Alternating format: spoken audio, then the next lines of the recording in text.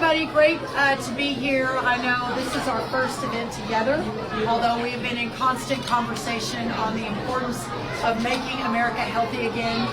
Secretary Kennedy will talk a little bit about that too, but just wanted to run through a couple of quick stats, then you can add on, and then we'll open it up for questions. But again, what a joy to be here at the Ferdinand T. Day School. We've met with their leaders, we've met with the incredible people who are running their school nutrition programs. We actually got to meet with the kids, as you can hear, that are right behind you. And it's just been a really, really great day here in Virginia. As you all know, approximately 1 in 5 kiddos and 2 in 5 adults in the United States currently have obesity.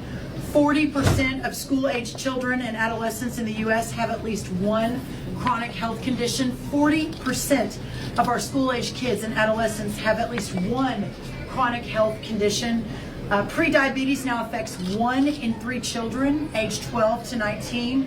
This chronic disease crisis is the greatest contributor to the United States healthcare costs, comprising 90% of our expenditures, according to the CDC. Very little research so far, this is about to change, very little research goes to understanding the root cause of disease, specifically in the relation between food and chronic disease. 80% of medical schools to this day, 80% do not require their students in medical school to take a nutrition class. Of course, I am the Secretary of Agriculture. My focus are our farmers and our ranchers. I believe so sincerely that our farmers are a massive part of the solution of what I just outlined. Our farmers, ranchers, and producers dedicate their lives to growing the safest, most abundant food supply in the world. And now we need to make sure that our kiddos, and especially in programs like this, have the opportunity to have access to that food. The final thing I'll say is, again, kudos to the incredible team at this school. I mean, look at the beautiful setup behind us. There's just so much, I think, we can do together when we're working across the federal government, with our state governors, with our local officials, and with the leaders in our schools. Thank y'all. Secretary. This is really an historic collaboration. It's the first time that HHS has actively collaborated with USDA to change the quality of nutrition to America's school children. And I want to thank Governor Youngkin, who's not here today, for his leadership in the MAHA agenda. And I was in Louisa County about 2 weeks ago and went to a school, and they've pioneered the bans of cell phones in school, which is also enforced in this school. And violence in that school decreased 100%. And we've seen the same thing across the country when the food has changed. That emotional behavior and mental illness also declines, but more than anything, academic performance improves dramatically. And we heard testimony from some of the teachers and administrators in this school about the direct correlation between providing healthy foods to these children, nutritious food, other than the food-like substances that were once given, were once ubiquitous all of our schools. Give them real food, whole food, farm fresh food, and it has dramatic impacts on academic performance and on socialization among the students. As Secretary Rollins said, we have a chronic disease crisis now in our country.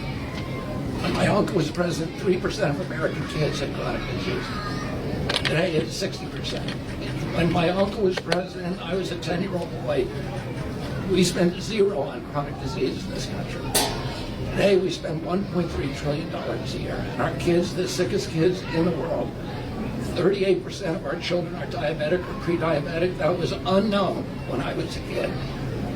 74% of our kids cannot qualify for military service, so this is a national security issue as well. We know a lot about many things, but we know very, very little about the link, about the exposures that are causing the chronic disease epidemic. And right now, we are in the middle of a major reorganization at NIH, redirect the ship so that we will be studying and learning what is causing the chronic disease epidemic, and then FDA and CDC and USDA are going to do their jobs to eliminate their exposures. The last thing I say is that right now, Governor Youngkin has taken this extraordinary step of banning food dyes in the schools, 7 food dyes. But we are encouraging governors from all over the country to apply for SNAP waivers that will allow the SNAP program, the food stamp program, to exclude soda drinks and some other substances that we know are dangerous to our children. We believe in choice. Every American who wants to eat a donut ought to be able to eat it or drink a Coke. But the federal taxpayer should not be paying to poison our children. And we're going to end that, and we're going to end it very quickly. Great. We'll take a couple questions before we wrap up. Yes, ma'am. Can the FDA ensure food safety now that so many jobs have been cut? And for you, Secretary Rollins, you've spoken about better nutrition for children. How can schools, there were recently millions of dollars in cuts in a cooperative program between local farms and schools. Is that money coming back? Is something similar coming back? Go ahead. In terms of FDA's capacity, the cuts in all of our agencies are not affecting science, so that science jobs are preserved. The frontline enforcement jobs and health delivery jobs are preserved. HHS was a bloated agency, and it was not doing its job. Our health, during the past 4 years, we saw a 38% rise in its budget, and healthcare continued to decline. So we're reorganizing HHS so it can do its intended job, which is to make America healthy. Yeah, and I appreciate the question on the food programs. There's been a lot of confusion about what has been cut. The first thing I'll say is that we are realigning, as all of our agencies are, but at USDA we're realigning the agency around what works well, what's important. Almost 80% of the USDA budget of $280 billion, I think, is actually in the food and nutrition program space. It's actually not even in the farming and ranching space. And so as we look at that, and under the last 4 years, under President Biden, it was almost a 40% increase, tracking close to where HHS expanded as well. So what we are pulling back now is the COVID era programs that were affirmed under the last administration that were always meant to come back. And a lot of the money that we're pulling back is money that is, all of it actually, has not been spent or committed. It is future money, again, under COVID era programs. Every child in America that is hungry will have good food to feed them. And if they don't, then we will immediately realign to ensure that they do. And the other thing I'd like to say is that the programs like today that are so inspiring, and watching these incredible kids, a lot of them from food challenged families, that this is what we should be supporting at USDA. This is why we're realigning, so that the status quo that has been bloated by 40% in the last 4 years, that's not going to work anymore. That instead we need to realign around leaders like are part of this school that have completely rethought this and have done such an amazing job, and moving farm fresh produce as much as is possible into the schools and into these kids as snacks and lunches. Sir, I know you said that you want to talk about kids' health. The CDC program that monitors lead surveillance for kids was cut. Can you explain the rationale for cutting a program like that, and why that's not an essential service? There were some programs that were cut that are being reinstated, and I believe that that's one of them. Interesting. And do you know why it was cut to begin with? So all of these programs, all of the CDC, NIH, and CDC, are not doing their jobs. And there was tremendous redundancy. For example, we had over 100 communications departments. We had 40 procurement departments. We had dozens of IT departments and dozens of HR departments. Most of the cuts are to those administrative sections, which are now consolidating or eliminating redundancies. We're streamlining the agencies. We're going to make it work for public health, make it work for the American people. In the course of that, there were a number of instances where studies that should have not have been cut were cut, and we've reinstated them. Personnel that should not have been cut were cut, we're reinstating them, and that was always the plan. Part of the DOGE, we talked about this from the beginning, is we're going to do 80% cuts, but 20% of those are going to have to be reinstalled because we'll make mistakes. And one of the things that President Trump has said is that if we make mistakes, we're going to admit it and we're going to remedy it. And that's one of the mistakes. When will that be Secretary Yes. Rollins, has the administration outlined any sort of bailout plan for farmers in light of the tariffs? Do you want to see the CCC fund replenished? Do you feel like there's urgency to do that? Are you communicating that to congressional leaders?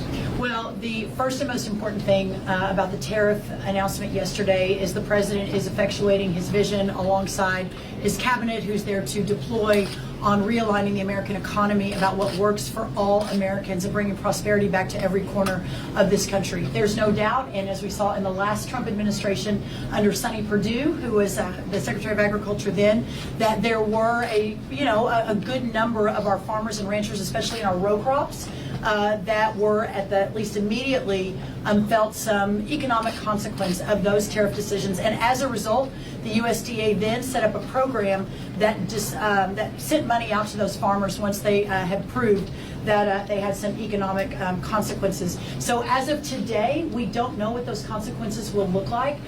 In fact, it may be months before we really know, especially in the row crops. They are all being planted right now. This is planting season. We probably won't know until the summer or even early fall. Having said all of that, the answer is yes. We are setting up the infrastructure that if in fact we have some economic consequences in the short term to our farmers and perhaps our ranchers, that we will have programs in place to solve for that. You guys have both been really, really critical of ultra-processed foods, but as you're aware, much of what is served in the tens of billions of dollars we spend on school food programs is considered ultra-processed. You've praised what the states are doing. Are there any plans to update federal rules, or what are you looking at federally to try to tackle additives, dyes, processing in these meal programs?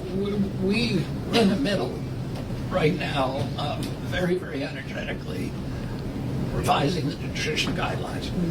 The nutrition guidelines that were worked out during the Biden administration and that were supposed to be implemented on January 20th was a 453-page document that looked like it was written by the food processing industry. And we are going to come up with a document that is simple, that lets people know with great clarity what kind of foods their children need to eat, what kind of foods they can eat, and what's good for them, what's good nutrition. And we are collaborating with each other to make sure we get that out as quickly as possible. The other piece of that I'd like to say is that the idea of our founders' constitutional vision of the states being the laboratories of democracy, of real innovation happening there, that the federal government doesn't have the answer, nor should it, to every question, begs the larger policy discussion that we're already having with our governors across the country, both blue and red states. I am constantly in contact with several of the Democratic governors who really want to take a lead on this and have a great relationship with them. Of course, Governor Youngkin and his ag secretaries in the back, Matt Lohr. I mean, they have been wonderful. You were just with Governor Morrissey in West Virginia just a couple of days ago. So I think that the way we should all be thinking about this is as a partnership between the federal government, the states as the laboratories of innovation, local leaders, and then our school leaders. And I think once you see that, and I've seen this firsthand over many years, the states begin to compete with one another. And I think that the result of that will be, alongside us with the dietary guidelines and what we're doing at the federal level through both of our agencies, I think you'll see a new day in terms of how we think about nutrition and programs and how we move that out into the country. All right, thank you guys. We gotta go. Thank you. Thank you so much. Thank you. They are subject to the tariffs. As far as I know, we're still working through all of the details. But I think as the numbers have come down on eggs, the bottom line is it doesn't become as economically Well, we viable. toss out the people who are writing the guidelines that was with part of the conflicts of question. interest, and the panel that's writing it will have no conflicts of interest. Are they writing it now? Yes. Secretary Kennedy, you kept the entire Live Heat team. You gutted teams that manage Head Start. How will those programs be administered going forward?